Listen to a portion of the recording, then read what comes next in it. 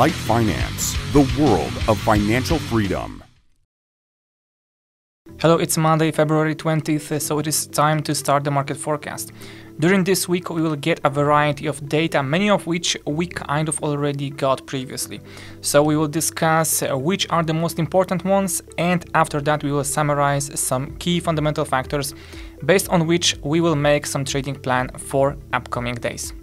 So, as usual, Monday is rather lacking of any major publications, so we move on to Tuesday where first we will receive PMIs from manufacturing and services from key economies, namely Eurozone, UK, Japan and the US.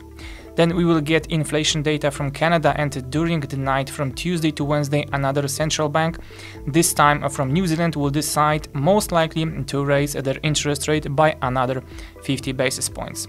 Still on Wednesday in the evening, FOMC meeting minutes will be published, from which we will maybe get more information about the consensus among board members as for the maximum level of rates and the pace for upcoming months, which of course will influence the dollar.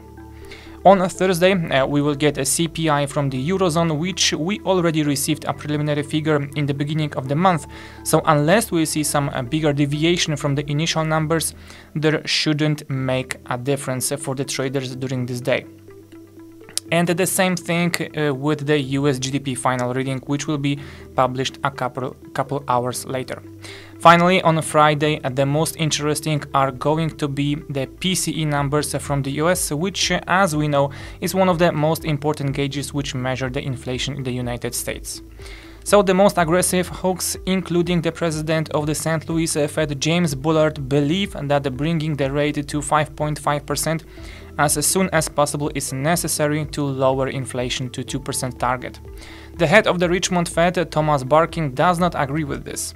In his opinion, such a policy requires a deep understanding of the time lags of the impact of the monetary restriction on the economy.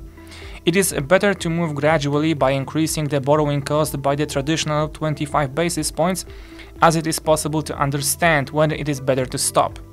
Most FOMC members agree with Thomas Barkin, but if this is not the case, the US dollar may strengthen even more. Investors will try to find in the minutes of the Fed meeting signs of a split and more influence of aggressive hawks than expected.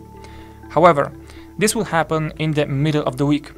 At its beginning, the release of Eurozone PMI data may provoke the euro purchase on rumors. Use a breakout of resistance at 107.05 to enter new or add up to the Euro USD long trades previously opened in the lower border of the consolidation range of 106 to 108.85. So guys, that will be all. Wish you all the best. Take care and goodbye.